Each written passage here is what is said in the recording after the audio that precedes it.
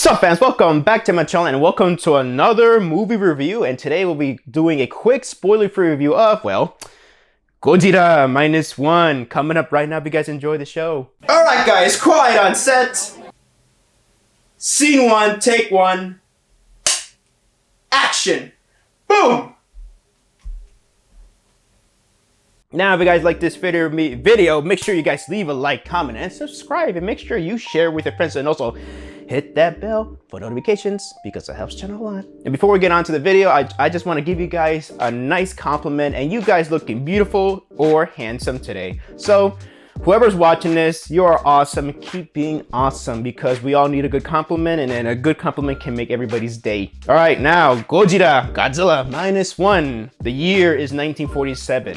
So a failed kamikaze pilot returns. Well, actually, no. The current main timeline is 1947. So, well, yeah, 1945, post-war Japan.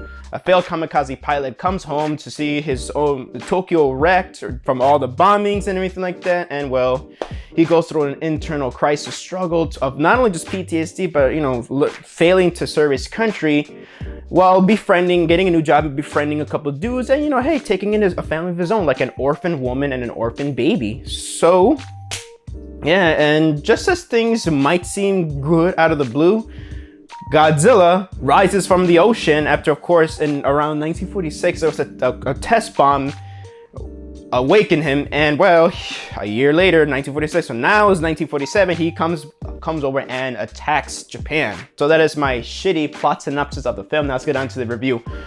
Honestly, guys, this movie is bussin'.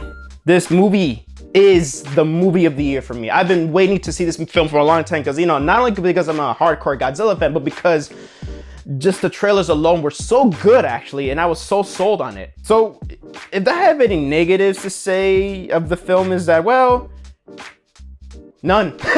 No, there's nothing but good stuff. I mean, it could be a little predictable in many areas, the film. Some of the foreshadowing, with all that stuff. But you know what? I don't care because it was just so done well and not way too in your face, in my opinion. But yeah, now let's get on to the positives. I gotta say, the effects, let me get that out of the way. The effects do not look like a $200 million budget but for like a $50 million.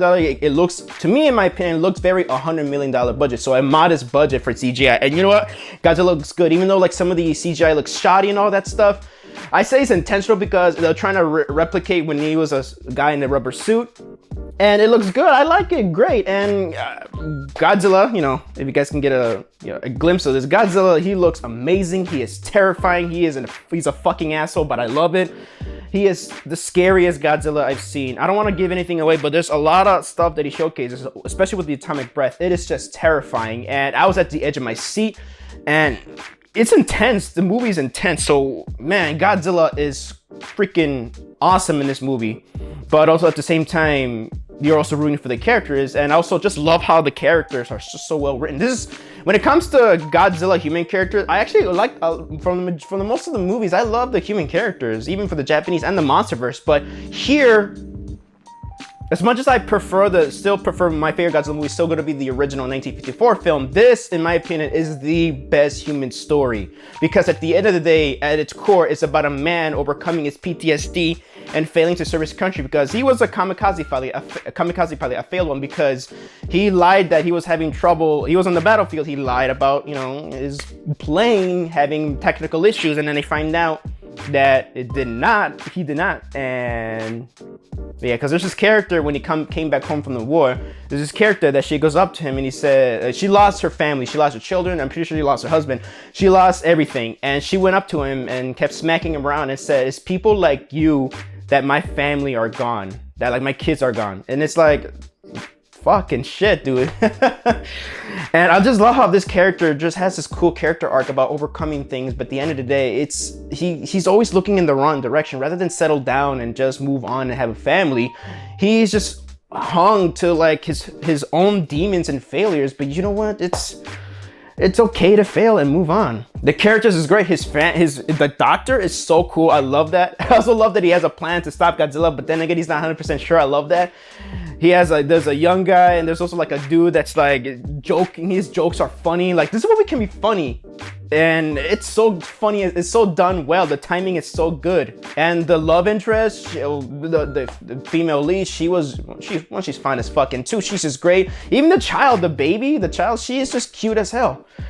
The human characters are great. I just love also just how all Japanese actors here, actors and actresses, they just give it their all here, and it's just so nice. And the writing is so good. Again, they're so written well. The writing is cool and intense, and I also like how it just talks smack about war, how just war is just stupid, and rather than we all should just come together because of war, is Godzilla's here. And the editing is so good. There's some beautiful camera shots, and I just love how like the editing is just so good, nicely edited too.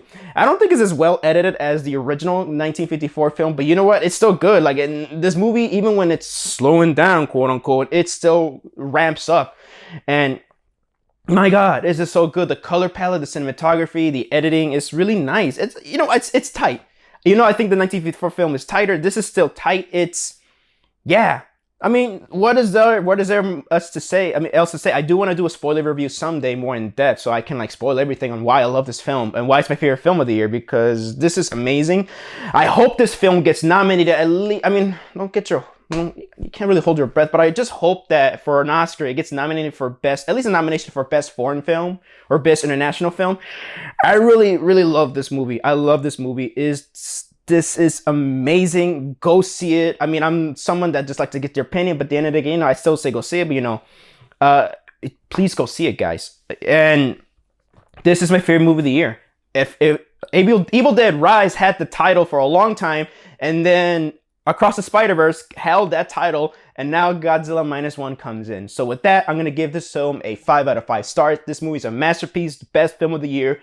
And I'd say go see it, guys. Go see it ASAP Rocky, because, man, this movie's so good. So there's my spoiler-free review, or just my review overall of Godzilla -1. Hope you guys enjoyed the video. And thank you guys so much for watching my video. So let me know down in the comments down below. Have you guys seen Godzilla -1? What you guys think of it? I would love to know. Please let me know down in the comment section down below. I'd like to hear your opinions on it. But before I also wrap it up, I'd say this is the best Godzilla movie since the original 1954 film. This is probably my second favorite Godzilla film of all time. So this is Javi from Javi Productions signing off, and hope you guys enjoyed the show.